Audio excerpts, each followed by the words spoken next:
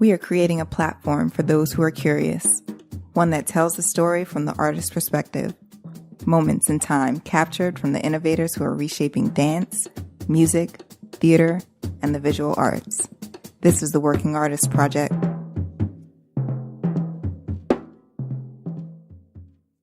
Happy holidays, people.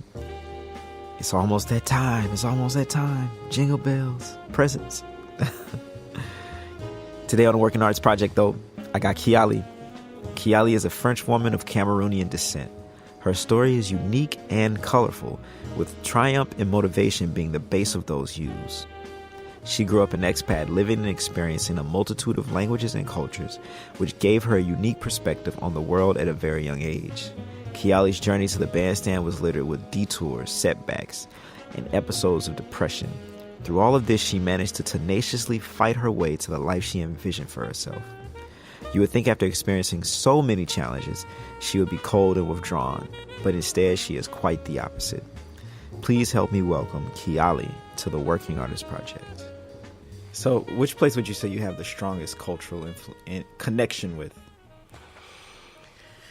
As I said, as a third culture kid, your roots are not like everybody else's. You do have roots. When you introduced yourself, you said you were French. I'm French because that's what my passport is. And, I grew up being identified by my passport. Mm-hmm.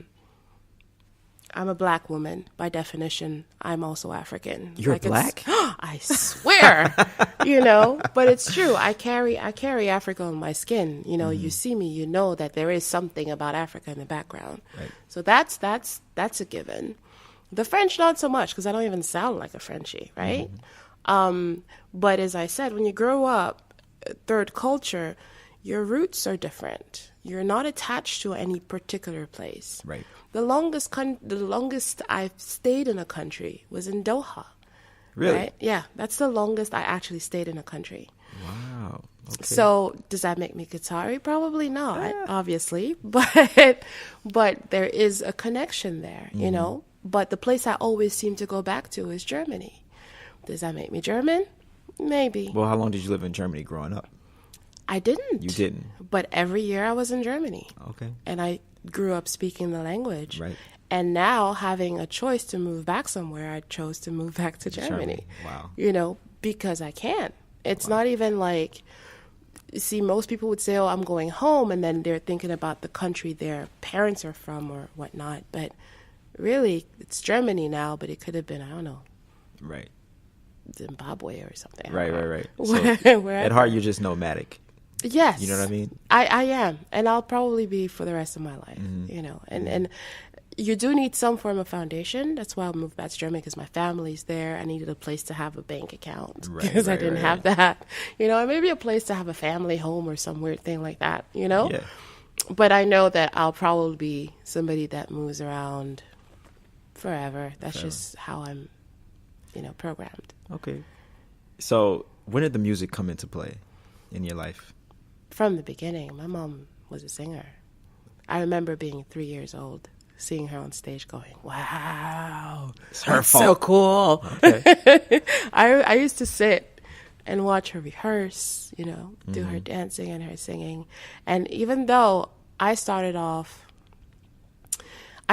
more of a dancer, even though I did sing before I spoke, I was more of a dancer. I liked to dance. I did a bit of gymnastics as well. And my mom used to say that I was a terrible singer, so I just figured. From the beginning, there was a catch. Yeah. She used to say I was a terrible singer. I remember as far as, I don't know, I was 10, I think. I was trying to sing along with her on something. She was like, yeah, no, not for you. No. Mm-mm. So I focused on dancing. Why do you think she took that approach? In hindsight, what I understand is she didn't particularly want this life for me. Mm-hmm. She was aware of how lonely it can get, and how you don't sleep at night, and everything is kind of reverse, and you're always on the road. And, I think my mom definitely wanted more of a nuclear, stable, life for me. Right. Husband, picket fence, golden retriever. But you can see because she was moving you all around the world. Yes. You know what I mean? So yes. she probably had some remorse or Yes, some feeling like, absolutely. I wish I had like somewhere to just lay this baby down. Absolutely. Absolutely. She wanted me to have more solid roots. She was hoping that for me. But, you know, your calling is your calling. It doesn't matter what you do. Right. You know, case But in point. you didn't go straight to it, though. You took the long route. No, I didn't. I totally took the long route because, you know, when you're told for a long time something over and over again, you believe it, you know. I figured I wasn't a very good singer, and I was trying to sing the songs, and I sounded terrible.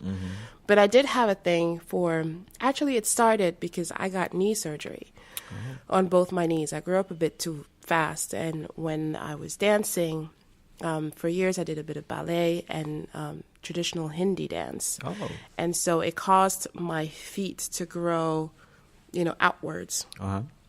So as I was growing up, apparently my kneecaps didn't follow. So I got myself at 13 having to get the surgery to put my feet back straight. Wow. So Otherwise, my kneecap kept moving. For you, right? for those of you who don't know, like when you do ballet, Yeah. you always have to. I don't know what it's called. My sister did ballet, but they had to do the thing plie, maybe. No, not it. That's when you do the thing. Well, it's the first position because I don't know how you first call it position. in English. But the V with your feet. yes, well, more than a V, it should be a straight line. Okay. Right? The goal is to spread your feet out so much that it's basically a straight line between both. And plie is when you bend your knees down. I right? should know this. I dated this dancer, and she's probably listening. Anyway, Donna, I'm sorry. Right. So, but in Hindi dance, it's the same thing, actually, right? Where your first position is the feet like that, and then you do everything else. So I pushed on that for a while, and my kneecaps kept traveling. So I would find myself with a kneecap in the back, with your knee the other way. It hurts like a mother. It really does. So when I was 13, they said, okay, the only thing we can do is open, cut the bone, twist, and do all types of things. So I find myself at 13 and 14, because it was both knees, not being able to dance, not being able to move, not being able to do anything. Wow. So with all this time on my hands, I start writing, and I start singing, and I start coming up with melodies, and, you know, kind of going vocal, you know, even though it wasn't something that I started doing before. So you just needed a different artistic outlet. Basically. You know? It had some form of art had Right. to, you know, had to happen in my life. And Your I guess mom, she's lucky because it's more difficult to be a dancer than it is to be Really? a singer. Oh, for sure, 100%. well, I'll take your word for it. I don't know. Yeah. I don't know. Probably, I guess. I don't know. But yeah, so I found myself singing, and then my cousins started visiting, and we started singing all together. And I had the T-Boz haircut because I was cool. I had baggy jeans and, you know, Calvin Klein boxer shorts, Calvin Klein, and everything. And then, you know, my cousins were cool, and no, they were sexy and crazy. Did y'all burn any houses down though? No, Oh, okay. no, we 'Cause, didn't you get know. to that step. We didn't get to that step, but yeah, my crazy cousin was pretty crazy though. Was she? Yeah, no, but it was good times. It was good times because we were discovering, you know, what we could do. Our harmonies were on point, you know, but we were also developing our personalities. And, you know, bear in mind, my mom still says that I'm terrible at singing, that I should focus on school, you know. So I'm really just doing this because I like it, and I find myself really comfortable doing it, you know, along with the dancing. But I know that I have to go to school, but wherever I went, I found myself involved with musicians. Especially at the time, it was hip hop, you know, and I was rapping a little bit. So you're in college rapping? Well, yeah, no. Wait, what year is this? Like 2000? It was 2000. So I finished high school in 2000. And then I went to Germany for a while on a hiatus for like a year and a half. Okay. And then I went back to college. So yeah, what was 2002. going on in Germany? It was just, you know, when I had my high school degree, I tried to go to university for languages for a while, but I didn't like it because I was bored. Because I spoke most of the languages that I'd taken, except Japanese. Okay. And Japanese is really hard to learn. You know, like after all of that, I've only remember like 3 words. Right. And so I decided to move to Germany.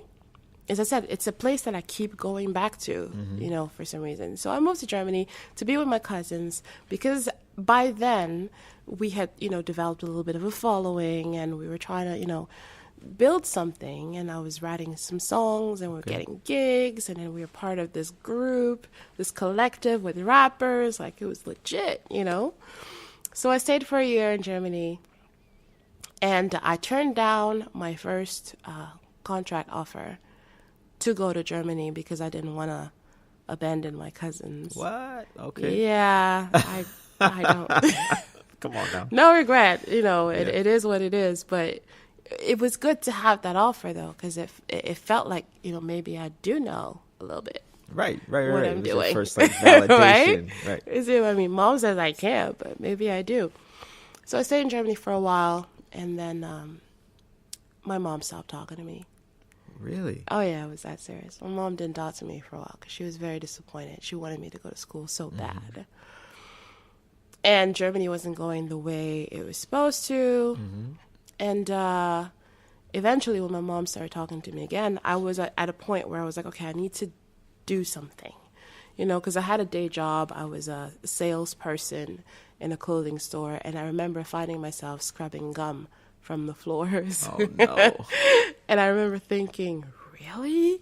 Right. This is what you're going to do for your life? And so it all kind of meshed right when my mom was like, just go back to school. It's just going to be a few years. And then, you know what? After that, I'll give you all the money you want. You can go to a music school. We can build that if you want. But please, just go to a regular school first. And I was like, all right. Yeah, that sounds like a good deal. Sounds like a good deal. So I went back to France. Okay. And I found this business school, and they had these tests over 2 days to be able to be eligible to get into the school. Okay. It was psychometrics and all types of things. I hadn't been to school in about a year and a half. I was like, I'm gonna fail, but at least I tried. Yeah. But no, I didn't fail.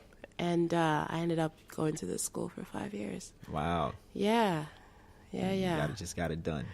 You know what? I did it. And the thing that was interesting is that while I was doing that, I, again, got involved in music.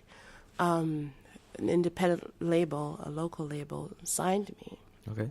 And I started recording some things and, trying to do some things. But I also knew that the school program was such that I would have to leave at some point. So I knew it was going to be temporary. But I got involved as much as I could, got into bands and a cappella group and, doing all that stuff. Cool. So I did that for 5 years. And so that in that 5 years, you got your master's degree also? Yeah. Okay. So the 5th year in New York was the master's degree. So you went, okay. That's when I went to New York. You did some time in New York. I did some time in New York. Yeah. Yes, Wow. yes. Okay. Which was another quite interesting adventure because I ended up in a movie when I went to New York. Oh, yeah? Which one? It's called Prince of Broadway. Okay. It's an independent movie. And it was just they had a casting in my lobby, and I was waiting for my landlord, and the director was like, "You here for the casting?" I was like, "No." "Yes, you are." Okay. And it was interesting because in hindsight, I'm looking back at all these things, and they were all part of this preparation almost, and I didn't realize, obviously, being in a movie acting, when you're on stage singing, you are. Right. Acting. That's why a lot of singers end up trying to be in movies because you're developing that ability to play the character that you're singing. So that was part of me developing what was going to become my persona, or the kind of performer that it just seems to me the universe was just like, yo, listen, whatever you are doing, you need to be doing this. Yes. But I didn't see that at the time. At the time I was just trying to do as much as I could to be artistic, even though I was also working really hard to be normal. So what would you tell someone in your position, or someone coming up whose parents maybe not that they're not supporting them, but they think that they should do something else first and then pursue the art thing? What would you say? I think it depends on personalities very much. I think I definitely at the time had a personality that was more aligned with the way things went. The person I am now would probably have just done what she wanted because I am more secure in my knowing that that's what I want.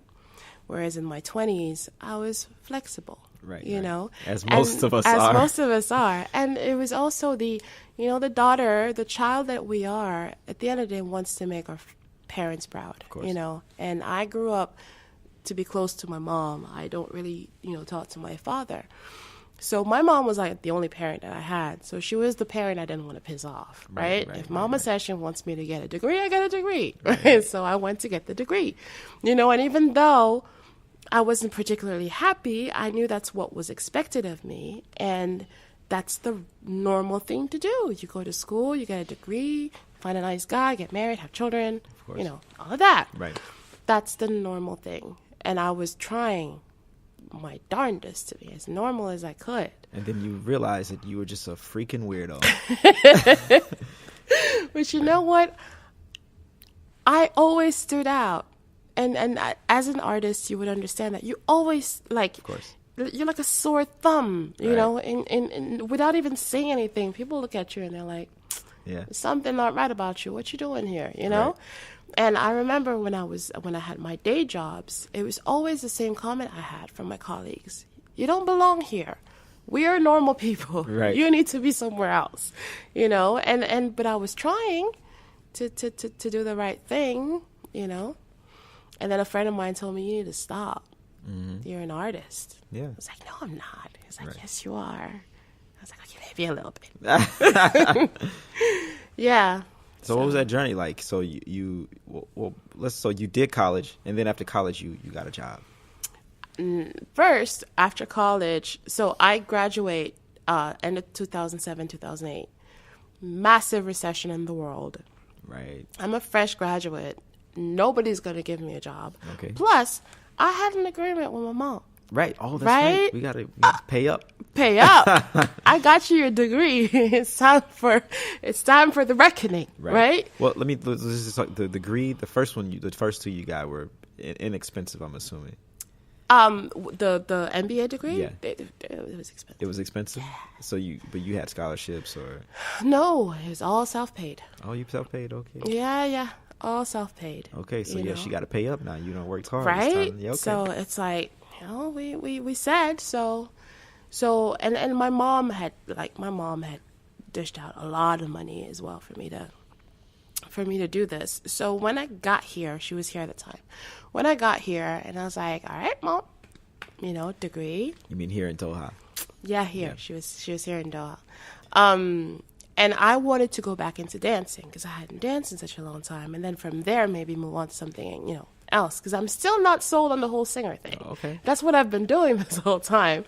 But I'm still not 100% sold that I can do it, because I had these moments of complete disbelief in my ability, and I stopped singing like 300 times. I quit. I retired. I'm like Jay-Z like that. I retired and I come back with an album. Right. And so my mom said, I'm sorry, honey, I'm broke. Wow. And I was depressed for a year. For a year, I didn't get out of the room. What? Literally. I would get out, eat, or whatnot. But for a year, I was like, what am I going to do? And I remember falling to my knees one day, praying to, God, source, whoever you call it, Cookie Monster, I don't know. But I was praying, and I was so, it was despair. Because I was like, I don't know what I'm supposed to do. Mm-hmm. All I know is that I want to perform because that's what makes me happy. Why won't you let me perform? Right. Make it easy for me. Why are you making this so difficult? Mm-hmm. When you're mad at God and all of that. Yeah. So my mom and I had a huge fight. And then she was like, you need to stop dreaming and get a job. Wow. And it hit me because I was just sitting in that room and I had no way whatsoever, to do what I wanted to do. So I did what I'm supposed to do. I got up and I went and found a job in a really good company. Okay. And the thing is, when you have your MBA and you're studying for it, they tell you that's what managers have, right? That's what like the big guns in a company. But you're a fresh graduate. Ain't nobody gonna give you no manager job. Right. So looking for a job, all I could find was a receptionist. Are you gig. fucking kidding So me? I got out of there.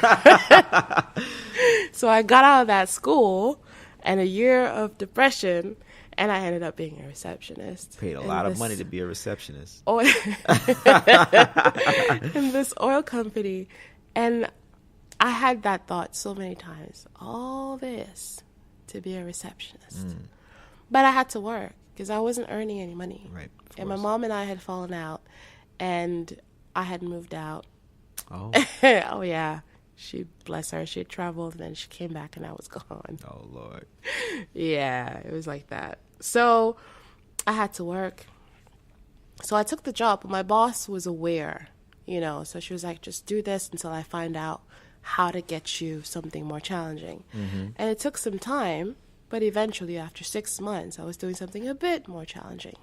And just when she was ready to give me a really good job, I lost the job, because of, here you have like residency and visas and things like that. Right.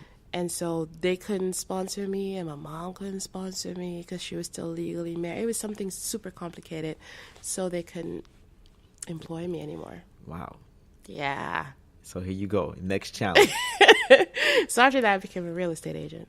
Oh, shucks. Okay. Hey, you know what? Do what you got to do. I hated that job. My God, but I did it. At your core of your being, you're just a hustler. I am. I am my mother's daughter. Okay. I did what I had to do, and I was lucky enough to have people around me that were willing to let me crash on their couches or had an extra room. Like, I lived with this girl for a while. She let me get away with not paying rent because she knew I couldn't. But, she was like, it's okay, I can afford it. When you're ready, let me know. So even in my downfall, I still had like people looking out for me, It's called community. Yeah.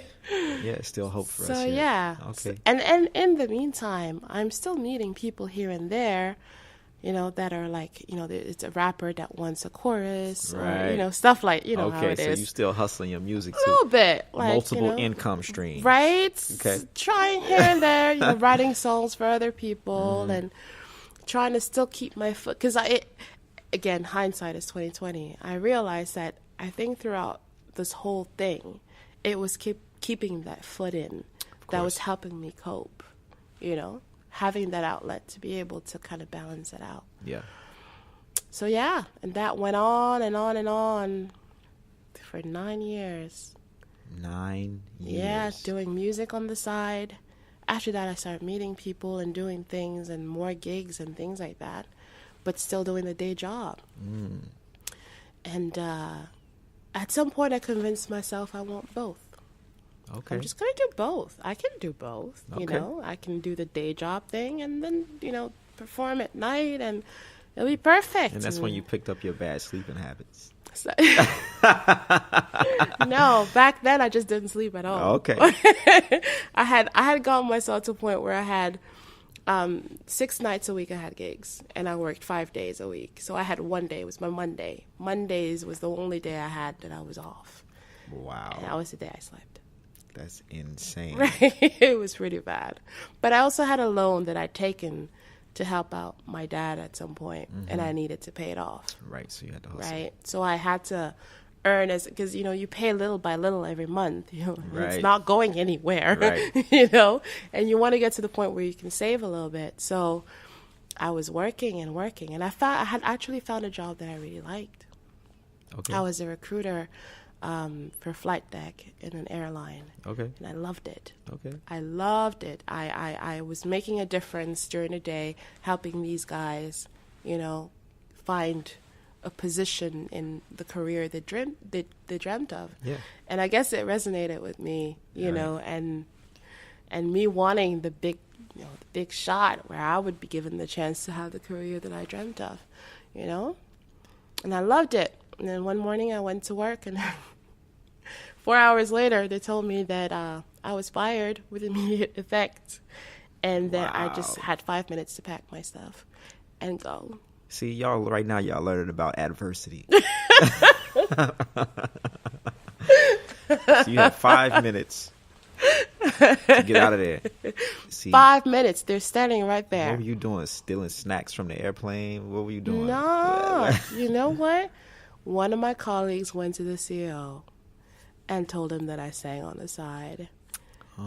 And he was like, no. You forgot about the side hustle clause. No side hustle clause in your You contract. know what? Nobody told me, because when they hired me, I was a singer. Right. You know? And I guess this chick just had beef or something. I don't know. I'll never know. Or maybe God spoke to her at night and said, okay, this is what you're going to do. Right. You know?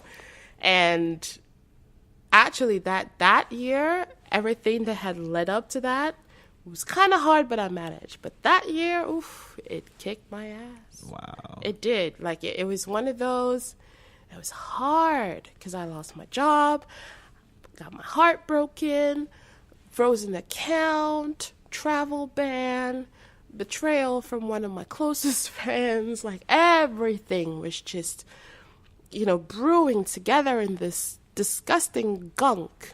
And it felt like I was being, I always say it felt like the country was in labor trying to push me out. Wow. Right? It was like, you need to get out of this. And I was like stuck from all sides. And I had to get another job because here, when you have a loan, you can't not have an employer. Okay. So I had to get another day job.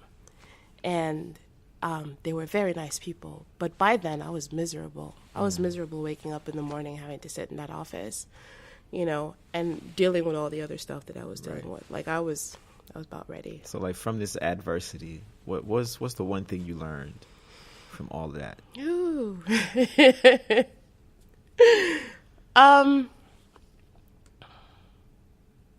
Hindsight is 20/20, definitely. Sometimes stuff happens that doesn't make sense. And it's only later that it does. Like, when I got to the point where I made the decision, I'm leaving. I'm stopping this pretending to be normal nonsense, and I'm embracing the weirdo. It was because of all of that. Right. If it weren't for all of that, I would have stayed in my status quo. And maybe I would have, stayed with that guy, and we'd have got married and had the, picket fence and golden retriever and whatnot. But I would have probably stopped singing at some point. Right. You wouldn't have fulfilled your life purpose. At the end of the day, when I think about how hard my mom tried to steer me away and how in the end it still ended up here, it definitely feels like life purpose. Yeah, for sure. Wow. It feels like a calling. Mm-hmm. So now I'll just go wherever the music takes me. Now you're a free bird. I'm free. And that's what I'm grateful for every day. That's probably why I'm not sleeping. See? You still in bliss. God damn, I'm free. I'm free. Really? I have these moments where I'm like, oh my God. Oh, I get to wake up every day and just do what I want to do. Yeah, especially right now in Doha. This is the easiest life ever. Easy. You got a butler. Who you talking?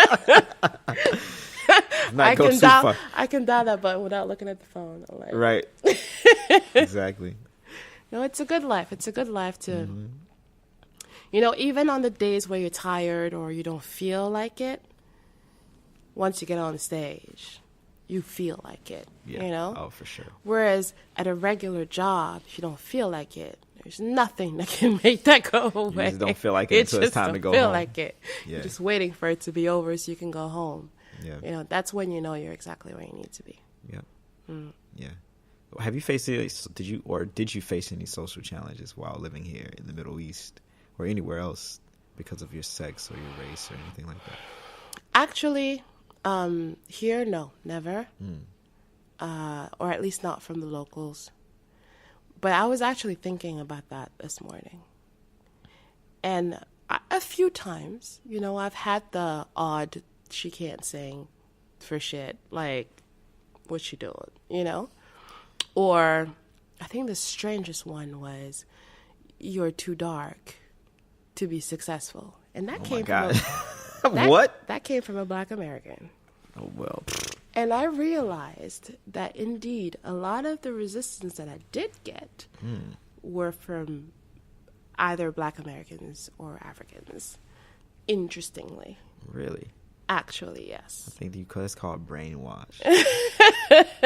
It's interesting, though. Like, it hit me this morning, and I was like, wow. Because, the other cultures, as soon as you can hold a little bit of a note, they're like, oh my God, it's so great, you know? And it's us, our community, that's a bit more judgmental of each other because, so many of us can do it in so many different ways. Mm-hmm. But at the same time, it's all that, that history and, all that background that causes us sometimes to say stupid shit. Right. All right. But the few really nasty things I heard were from people that should actually be supportive. Wow. I would have never thought that. Especially coming from America, like people, the media tells us that, the Middle East is like this place where they oppress women. And I'm not saying that they don't oppress women, but from the experience that I've had being here, I haven't seen it. This country is run by women. Well, every country is run by women. Nah. No. You don't think so? Okay. No. I'm telling you, Saudi is not run by women. No. But this country is, if you think about the educational system, it was put together by Sheikh Hamoza, the mother of the current emir. If you look at the arts, it's the daughter. If you look at, the women here, they drive, they work. The only thing is that you recognize them because of their cultural outfits. Of course. But they can travel. Yeah. They can do things that women in the West can do. If anything, they have a bit more power because whatever they say kind of goes. Really? Oh, yeah. Definitely. Okay. But I also know that in terms of perception from Europe or the States, it looks like there are bombs flying everywhere and they're all locked up in their houses.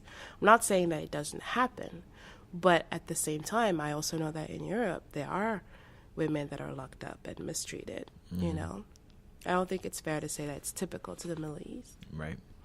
And you heard it here first because she lived everywhere. I live everywhere. I've definitely seen it. I can say that this country particularly, it's not as bad. There's still some differences, of course, but it's not as bad as they're trying to sell it. Of course.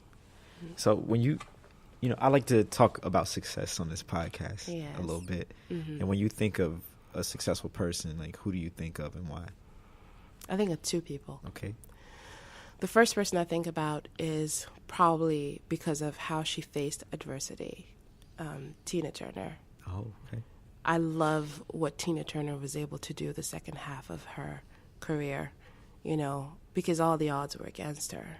She'd left the person that had made her, and she had nothing, and she was able to rebuild and even go beyond that. And I'm very, very inspired by that strength. And even her ability to balance her public life and her private life, that inspires me a lot. The second person would have to be Sir Richard Branson. Oh, okay. Yes. Okay, all right. Because he's one of the few that was able to create success out of just following his gut and what he likes. It's not because he had a talent. Say, Bill Gates had a talent, for IT. Well, that talent still had to be developed. It did, but it's very specific. It's a specific niche. Mm-hmm. Richard Branson just really liked music, and with his buddies, they opened a place where they could listen to music, and people could just get some if they wanted to. Mm-hmm. That's literally what created Virgin Megastores, right? It's just because he liked music and wanted a place where he could listen to it as much as he wanted. Right. It's not that he developed the knowledge or the skill of IT and so, tried to build something on that. And then from there, this guy just, decides, okay, what do I like now? All right, let me try this, right. To have the ability to just follow your gut and follow what your heart wants you to do and be able to thrive from that. I think it's magic. That's some bad shit. Yes, sir. But the thing about success is it comes with this other thing called failure. Now, you didn't really talk about any failures. You talked about challenges in your life. So what's like the biggest failure that you've ever had, and how did you overcome it? The biggest failure I've ever had? Well, I would definitely say, when I was thinking about my life, you know, when you're like, where are you going to be when you're 30? I was in a different place. Overall, you know, everything about my life was different by the time I'm 30. I'm 34. Okay. I am nowhere near. Nowhere near where I thought I was going to be. I can second you on that one. Right? And I think that's the ultimate fail, because you do feel, you look back, you're like, I haven't done anything. I don't have enough savings. I have nothing to show for 34 years of life. Is that how you honestly feel, though? No, it's not. You know, because at the end of the day, when you've gone through adversity, you know that nothing lasts. And you know that sometimes it looks a certain way, but in retrospect, it's not. And your mindset defines everything. I read a lot about, you know, quantum theory and the power of the mind, and because I do believe that who you are defines what your life is, you know? And so if you believe that, you know, you're a terrible failure and you suck at something, for years I didn't follow my dream because I thought I sucked at singing. Right. You know, even though I had proof in my reality in my life that it wasn't the case, I didn't pursue it because I didn't believe I could, you know. And then I got to a point where it was all I was doing, but I still had this clutter. But once I believed that I could, you know, I became unstoppable. Right. It didn't matter, you know, that I don't have the stable job and the stable income. And, you know, of course, every now and then your mind is like, what are you doing? Right, you know, you're 34. What you mean you quit to be a singer? Right. Right? But it doesn't matter, because I know different. Yeah. You know? So if you could go back and tell your 25-year-old self something today, or some things, what would that be? The first thing I'd tell her is, it's not that serious. You know what I mean? Relax. Relax. It ain't that serious. It's not that serious, honey. You'll be fine. I spent a lot of time worrying in my 20s. I did a lot of time worrying. Even in me enjoying my 20s, going out, partying, whatever, there was always this underlying worry. What if I failed miserably at all of this stuff? Like, what if I suck terribly? You know? And then the smallest things become this big deal, because it's like they validate who you are. Right. You know, and literally I turned 30, is like something changed in my head. I was like, man, fuck that. Exactly. You know? It's funny how life works, because when you're a young kid, you're trying to do something new, like ride a bike or go to a dance class or karate or whatever. You're just like, oh, yeah, I'm the best at it. Yeah. You know, like, I have this memory of my cousin. I was like, what are you going to be when you grow up? He's like, I'm going to be a Ninja Turtle. And he just believed that that's what he was going to be. You know what? There's nothing better than a Ninja Turtle. But you lose that somewhere in there around in your teenage years. And then, you especially in your 20s, and you go to school and whatever, you get out and then you're like, oh shit, like, how do I make this happen? And it's pressure. And then you get to your 30s and you kind of relax again. Do you know why, though, you lose that? Why? Because the word you hear the most in your childhood is no. No, don't. No, you can't do that. Right. No, it's not okay to do that. And so you grow up with no in your head. You know, and then in your teenage years, you're too busy having hormonal issues. Right. And you're angry at everyone, so it doesn't really matter. Right. But it's not until you become an adult-ish. I'm still trying to figure out this adulting thing. But where, you know, it really doesn't matter. It's really up to you and what you want to do. But even so I know people who still struggle with that. Yeah, oh, for sure. Right? With just owning to what it is that you want to do. And if it works out, great. If it does, meh. Right. Do something else. Right, exactly. That's just how it works. That's really just how it works. But, as I said, if I ever have children, one thing that I definitely will remind them over and over again is that their mindset defines everything. See, you know, we're going to stop right there, because that is the absolute truth of your life. Mindset defines everything. Everything. Your life will always reflect who you are. Not what you want, not what you need, who you are. If you're a pessimist idiot, is it pessimist idiot or pessimistic idiot? I'm not sure. I'm failing at English right now. But yeah, if you're pessimistic, chances are your life is going to look pretty bleak, you know? Yeah. That's why the rich get richer, because they expect wealth wherever they go. And that's why when you're broke, you're broke. You're broke. You got that broke mindset. This is true. It is, you know? So I want to finish this thing off just by getting 5 things. You gave me 1 already. Okay. Give me 5 more things that you're most grateful for in your life. Being able to wake up living the life that you choose is a massive blessing that not everybody has. I'm realizing that. Right? It's huge, because a lot of people are stuck in the rat race and can't figure out how to get out of it. 2, I'm grateful for how accessible knowledge is. You know, there was a time where you had to figure stuff out kind of blindly, you know? And right now, you can just literally go online on your phone or whatever and find out how something works or how to do something, or read somebody's story, because all it takes is one person. If it's possible for one person, it's possible for all people that are willing to do the same thing, right?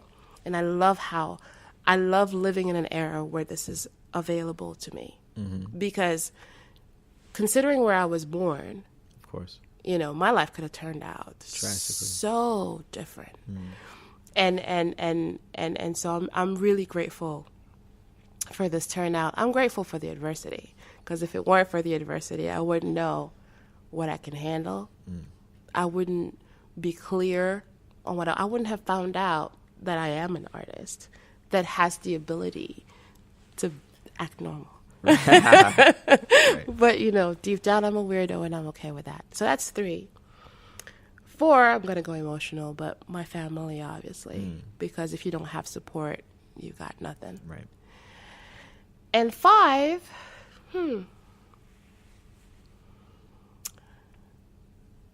5, I'm grateful in advance for the future. Wow. That's good. Yeah. Yo, guys, so I want to thank Miss Kéyali. Thank you for having me. For coming on a Working Artist Project.